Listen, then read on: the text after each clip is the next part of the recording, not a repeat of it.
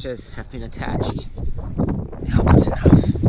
In this episode, Thomas, his brother, and I sailed down to Half Moon Bay. Ryan's navigating. We left Emery Cove Marina at the tail end of ebb tide. We wanted to time it so that we got underneath the Golden Gate Bridge at slack water. The best time to leave the bay is under slack water. If you were going to leave under a flood tide, it would be hard to get out of the Golden Gate. If you were leaving under maximum ebb, the tide flowing out of the bay and the wind blowing west would create dangerous waves. Crisis averted. Gonna make sure we didn't sink that ship over there. The Moran Hermione. Captain took charge and said, no, let them pass. It's a good day.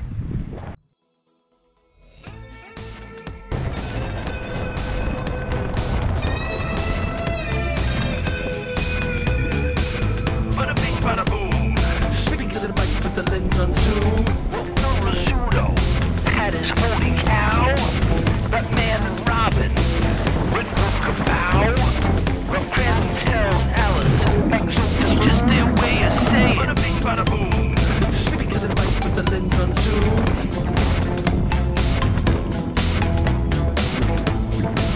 Bada bing, bada boom.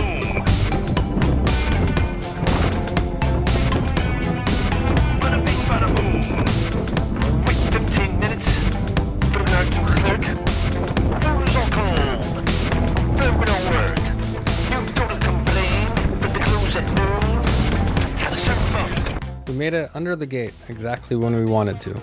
We sailed past Mile Rock Lighthouse, which you can see there with the red and white stripes. It actually has a helicopter pad on the top. In the background, you can see Seal Rock with the hole in the middle.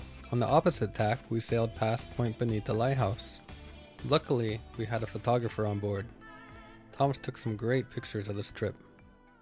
It's a bacon wrapped or salami wrapped sausage. What a man. What a man.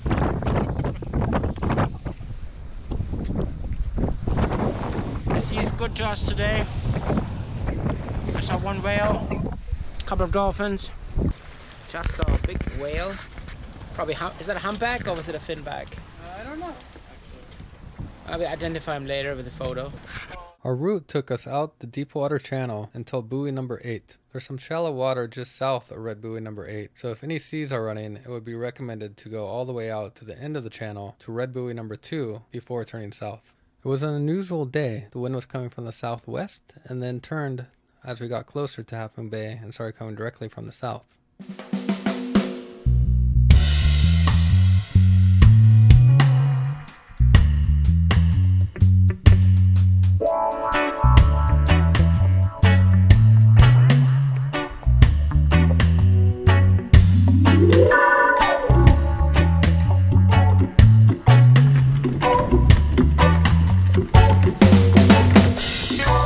In this shot, you can see the golf ball-like radar towers, which makes a good landmark for Half Moon Bay Marina. This is Green Buoy number 1, marking the entrance to Half Moon Bay. It's important to watch out for the reefs. Once you go around Green number 1, you want to make sure you go in between Green 3 and Red 2. Here's a shot of Green Buoy number 1 with the radar facility in the background. And here's Green number 3 with the radar towers just north of the buoy.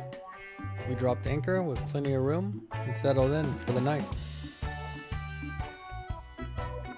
I cooked up some soup, added in some hot dogs, and it made for a perfect dinner after a good sail.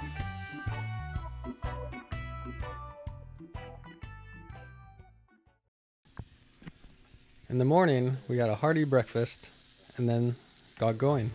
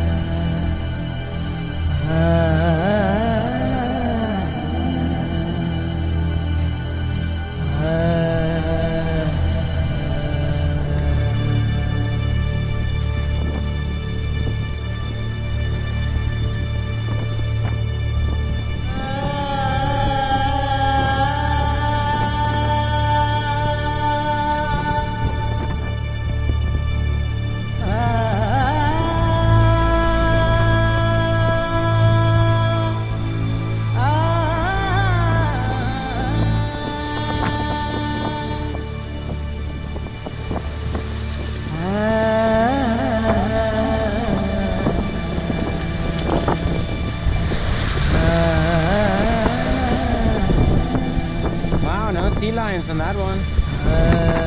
Abandoned.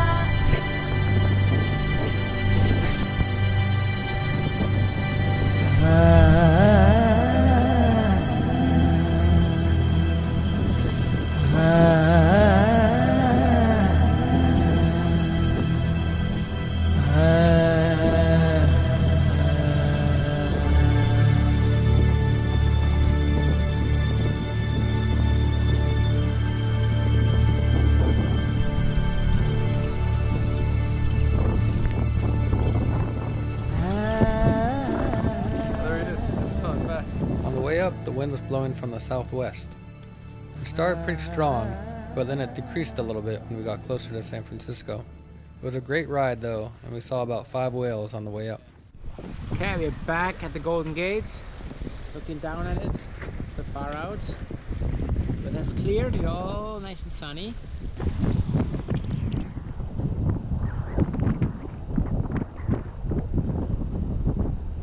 We had an amazing sail. I'm thankful for Thomas and his brother Mike for helping out. Salty Posse, over and out. In our next episode, we cross underneath the Bay Bridge, motor down the Oakland estuary, dock at Jack London Square, and spend our Thanksgiving weekend in Oakland.